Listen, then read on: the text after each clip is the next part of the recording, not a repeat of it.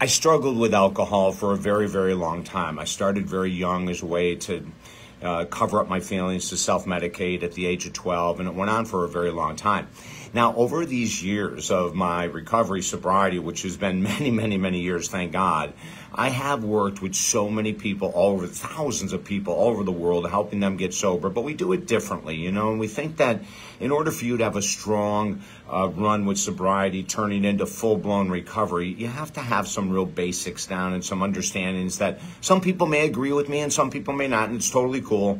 If whatever I'm saying isn't what I would recommend and it's working for you, don't change a thing. Number one is that we have to stop calling ourselves alcoholics for life. And I know there are programs out there that love that statement. Once an alcoholic, always an alcoholic. It's probably one of the most destructive, devastating, and I'm going to use the word non-productive way to look at sobriety than I can ever think of. If I bought into the philosophy that if I was going to stop drinking, I was still going to be an alcoholic for life, I probably would have never stopped drinking. When I actually got to the age where I was going to stop drinking, I had been helping as a counselor, addiction counselor, thousands of people heal. So I knew what worked and what didn't work, and I knew the self-talk. And I knew the self-talk and the talk that we say to others is crucial in regards to long-term sobriety. Now, I've been getting people sober for, God, 40 years now. And those individuals that still talk about, well, you know, I'm an alcoholic for life. Yeah, I haven't had anything to drink for 20 years, but I'm an alcoholic for life. Those people, believe it or not, still have a great chance of relapse. But worse than that, if you're calling yourself an alcoholic and you haven't drank in 20 years, that's destroying your self-confidence and self-esteem. So the very first tip is throw that out the window. Oh my God, I would never call myself a recovering alcoholic, a former. I'm not any of that stuff. I'm David Essel. And this is one of the tips and one of the most important keys to long-term sobriety leading into recovery. We talk about sobriety as not drinking or not doing your addiction drug of choice or activity of choice for 365 days in a row. That's our offices, our team, my own philosophy, is that once you've been sober for 365 days, on 366, you enter recovery. And it's a beautiful celebration to me. You know, I don't have my clients celebrating anything until they get a year. Now, some people may say, oh, that's ridiculous. Where's the motivation in that? Well, I work with them every week. There's the motivation, you know. So if I'm encouraging them to stay sober, I'm giving them tips and tools on how to stay sober, they're going to stay sober unless they choose not to. And that's out of my control completely.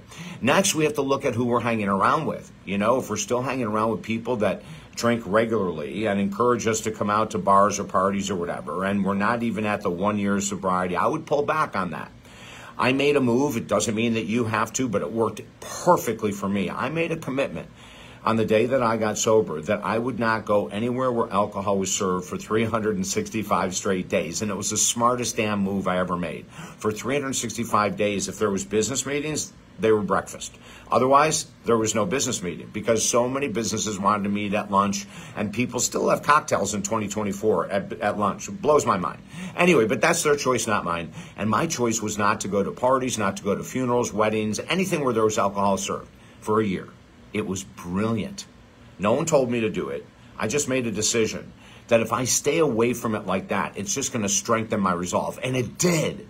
And then the other thing that I highly recommend with sobriety is to have an accountability partner, a coach, a sober therapist, a sober counselor, whatever you want to call them, an addiction counselor, coach, therapist, whatever you want to call them.